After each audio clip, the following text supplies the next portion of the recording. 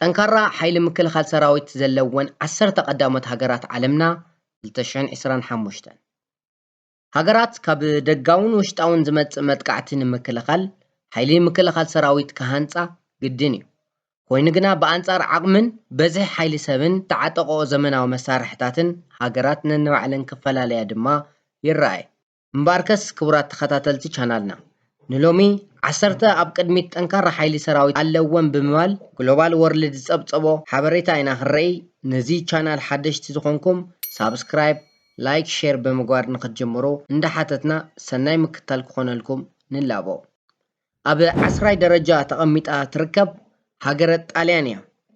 በዝሒ ሓይሊ ሰብ ሰራዊት ምክልኻል ሃገረ ጣልያን ልዕሊ 280,000 ከም ዝኾነ ድማ ይግመት። ሰራዊት ምክልኻል ሃገረ ጣልያን ብ43,000 ሓይሊ ሰብ ዝንቀሳቐስ 962 ናይ ጦር ነፈርቲ ዝወነነ ሓይሊ ምክልኻል ኣየር እውን ኣለዎ።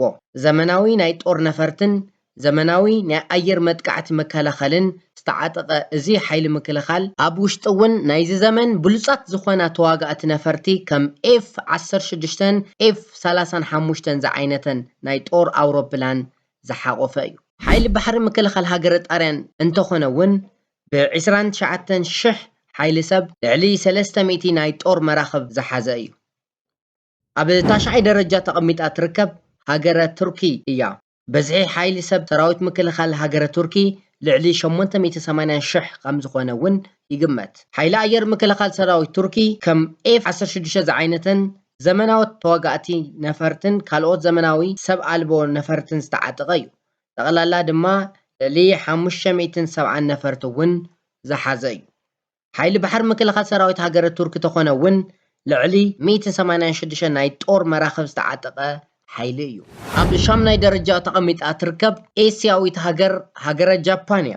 ምክልኻል ሰራዊት ሃገረ ጃፓን ልዕሊ 320,000 ሓይሊ ሰብ ዝሓቆፈ እንትኾን ልዕሊ 750 ዘመናዊት ናይ ጦር ነፈርቲ ዝሓቆፈ ሓይሊ ምክልኻል ኣየር ዝተዓጠቐ እውን እዩ። ብተወሳኺ እውን ልዕሊ 50,000 ሓይሊ ሰብ ዝሓቆፈ 154 ዘመናዊት ናይ ጦር መራኽብ ዝርከቦ ሓይሊ ባሕሪ እውን ዝሓዘ እዩ።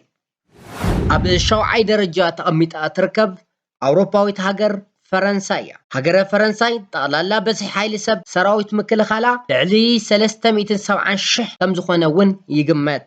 ሓይሊ ምክልኻል ኣየር ሃገረ ፈረንሳይ እንትርአ እውን ልዕሊ 510 ኣዝየን ዝተረቐቓን ዘመናዊት ናይ ጦር ነፈርትን ሰብ ኣልባ ድሮንን ዝተዓጠቐ ሓይሊ እዩ። ብተወሳኺ እውን ሓይሊ ምክልኻል ባሕሪ ሃገረ ፈረንሳይ እንትርኢ 120 ዝኣኸላ ኣዝየን ዘመናዊት ናይ ጦር መራኽብ ዝተዓጠቐ እዩ። ኣብ 6ይ ደረጃ ተቐሚጣ ትርከብ ዓባይ ብሪጣንያ እያ። ዓባይ ብሪጣንያ ጠቕላላ በዝሒ ሓይሊ ሰብ ሰራዊት ምክልኻላ ልዕሊ 1,100,000 ከም ዝኾነ ድማ ይግመት።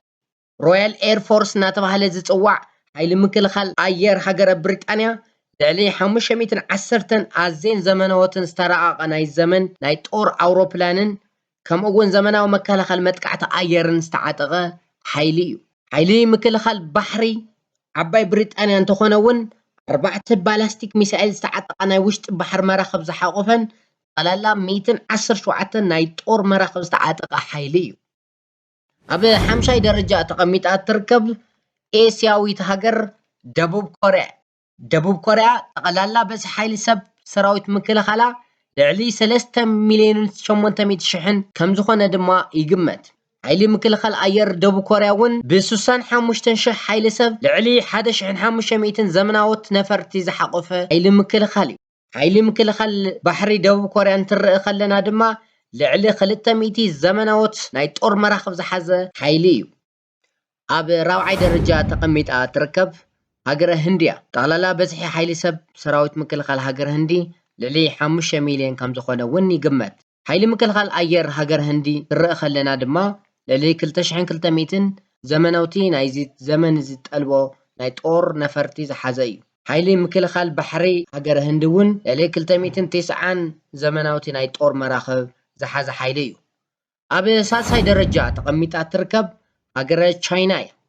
ጠቕላላ በዝሒ ሓይሊ ሰብ ሰራዊት ምክልኻል ሃገረ ቻይና ልዕሊ 3,100,000 ከም ዝኾነ እውን ይግመት። ሓይሊ ምክልኻል ኣየር ሃገረ ቻይና እውን ልዕሊ 3,300 ኣዝየን ዘመናውትን ናይዚ ዘመን እዚ ብሉጻት ዋጋእቲ ነፈርቲ ዝሓዘ እዩ። ሓይሊ ምክልኻል ባሕሪ ሃገረ ቻይና እውን ቀሊል ዝበሃል ሓይሊ ኣይኮነን። ልዕሊ 780 ኣዝየን ዘመናውቲ ናይ ጦር መራኸብ ዝሓዘ ሓይሊ እዩ። ኣብ ካልኣይ ደረጃ ተቐሚጣ ትርከብ ኮሙኒስት ፓርቲ ትምራሕ ራሽያ እያ።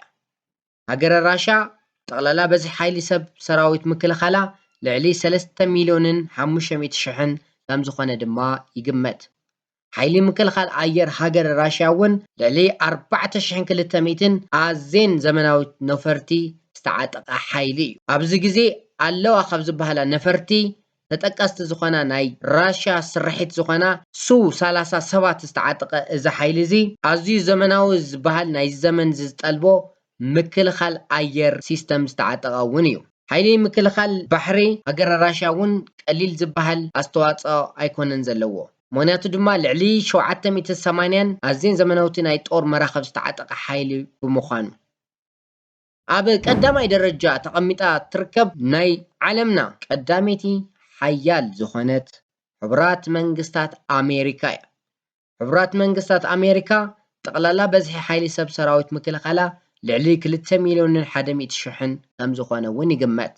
ካብ ዓለም ኣዝዩ ዝተረቐቐን ኣብ ቁጥሪ ሓደ ዝቕመጥን ሓይሊ ምክልኻል ኣየር ሕቡራት መንግስታት ኣሜሪካ ድማ ልዕሊ 13,000 ኣዝየን ዘመናውቲ ዝኾና ናይዚ ዘመን እዚ ብሉጻት ናይ ጦር ነፈርቲ ዝሓቖፈ ሓይሊ እዩ። ከምኡውን ሓይሊ ምክልኻል ባሕሪ ሕቡራት መንግስታት ኣሜሪካ ተኾነ እውን 470 ዝኣኽላ ናይ ጦር መራኸብ ዝተዓጠቐ ሓይሊ እዩ። ክቡራት ተኸታተልትና ካብ ቀዳማይ እስካብ 10 ሓያላት ሓይሊ ምክልኻል ሰራዊት ዘለወን ሃገራት ንርኢ ፀኒሕና። ካሊእ መዓልቲ ብካሊእ መደብ እስካብ እንራኸብ ሰናይ ግዜ ይኾነልኩም እንዳተመነና ሰላም።